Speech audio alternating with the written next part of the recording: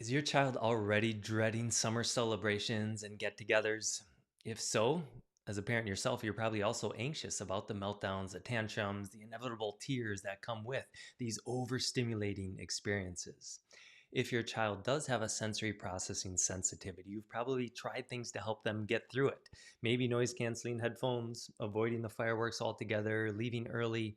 And while those are good, as you probably also know, they don't really get to the root of things. So, this video is for you if your child does experience a sensory processing sensitivity.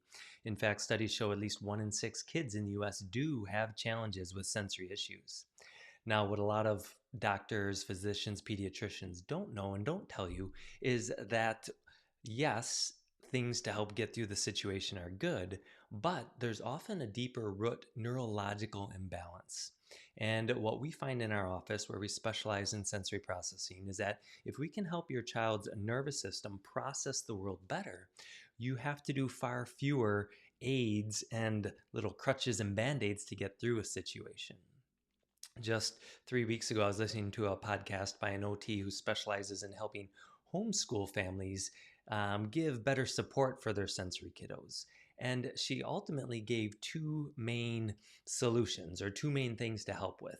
One was to identify the triggers. So, in the case of fireworks, let's say, the loud bang, the bright lights, the smoke, the weird smells. And if you identify a trigger that's overwhelming your child's sensory system, she said the first thing you could do is just try to eliminate or minimize that trigger. The second solution that she gave was to give them a way to try to cope with that stress better.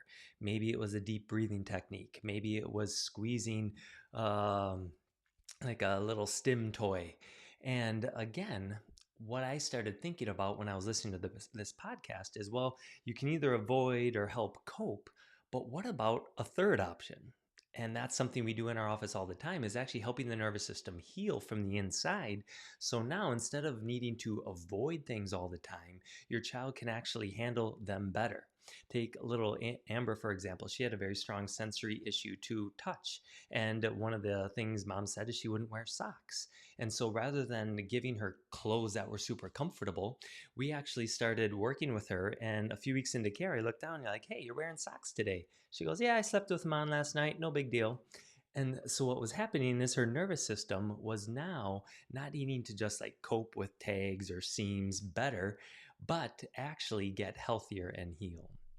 So, what we're looking at in order to give you an understanding of how to better understand your child is where does a sensory processing sensitivity disorder challenge issue really come from in the first place? So, when your child's born, their nervous system is very new, it's very underdeveloped.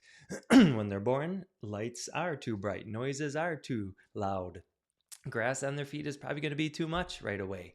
And however, the nervous system is designed to begin to integrate and experience the world better and better. So over time, their sensory system starts to be able to handle more and more and more, where now they can start to expand and open up into the world. What we see, however, is if a child's nervous system gets stuck in sympathetic dominance, you probably know of it as fight flight if you haven't heard the word sympathetic, but ultimately that is stress stuck in the nervous system. It's like your child's gas pedal is stuck on. And what happens is a nervous system that's stuck in stress mode can't ground and settle and start to integrate into the world. So rather than hearing a vacuum cleaner a few times while one of the parents is cleaning the house and the baby's napping, that vacuum cleaner just persistently sounds too noisy for their brain. So as they get older and become toddlers and preschoolers and now into elementary school, as they're going out into the world, you start to notice these things more and more. So they might shy away from the fireworks. They might actually be afraid of going to a friend's birthday party or a holiday celebration because now there's a lot of stimulation. There's not only all the people talking and moving and their visual system, their auditory system is trying to capture everything. You have the surprise of when is this firework going to go off? I know for our family, we go to my grandma who lives on a lake over the 4th of July, and it seems like all the days we're there, there's just these random explosions of fireworks happening, and it's very unpredictable. Unpredictable is challenging for the sensory system. Now, maybe you mix in some different foods. If your kiddo is trying to stay up late to watch the fireworks, I know our son usually is in bed at 7:30, but fireworks night, it's not even starting until 9:30. That that drain of energy because they're up late also drains their sensory system. So what happens is the nervous system, when it is in stress mode early on, that sympathetic dominance, now their body is feeling stress and it can't over time integrate all these sensory experiences. So when the what a normal sensory experience should be comes at that child's brain, it's already in fight flight mode and it's much easier to spill over the edge. Take this glass of water I have, for example. If a child's sensory world is getting bombarded, it's like filling this cup with all these stimulus: the lights, the sounds, the smells, the people, the touch. And if it fills up, it's going to overflow. If your child's nervous system at a baseline is really low stress, it's going to be a lot lower. You then drink all the way down. But as you can see, the less water that's in here, if we think of that as your child's stress level, if their baseline of stress is really low, they can handle a lot more sensory input. However, if, as I said, it's common even from birth process, I'll explain that in a moment. But if they have an underlying high level of stress in their body, now it just takes a little bit of sensory input to spill over the top and cause that tantrum, that meltdown, those tears, that explosion, the fear. Maybe you notice your child doesn't want to go somewhere and then now they come up with excuses. That's stupid. I don't like that. Or they become stubborn or unwilling, uncooperative, and you're wondering, like, why don't they just go with the flow? Well, odds are if they're not going with the flow, it's because their sensory system is already filled really close to the top and they're afraid that new experience is going to spill them over the edge.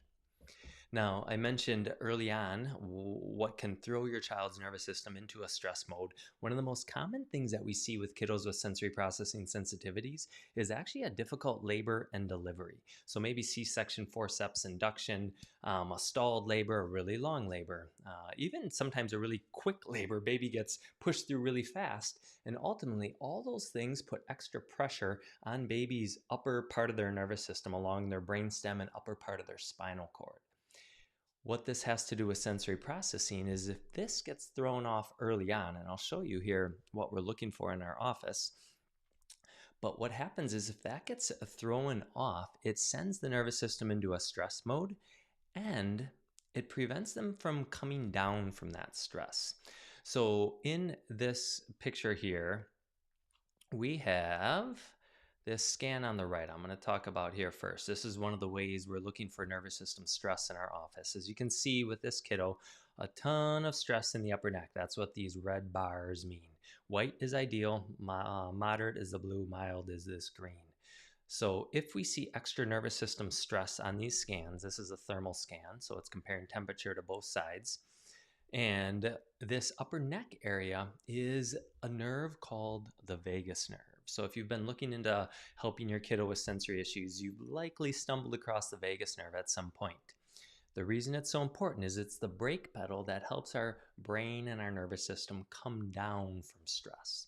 So whenever we get ramped up, it's okay to be stressed if we're running around outside, if we are getting excited for the fireworks, if we are needing to get a deadline done and really hammer out some work, right? But we also need the ability to brake pedal and come down from that stress. That brake pedal comes from the very top. So, what they've done are studies on kiddos with sensory processing issues. And what they find is that the more severe the sensory processing issue, the less the vagus nerve is working. So, there's a very direct correlation between how healthy a child's vagus nerve is and how much sensory challenges or how many sensory challenges they have. One of the things that they use to measure this is actually called heart rate variability. So I'll show you that scan next. This is another example of a scan that we do in our office. So what this is measuring is when stress comes at a person, how well their body can push back. It's, in a sense, how full their cup is. So on this scan, I'll show you here. If this little white dot that we're looking for is in the green, it's like they have a really empty cup to start with. What that means is they can handle a lot more stress before it spills over into a behavior issue, a fear, an anxiety, a nervousness, a meltdown, all those pieces.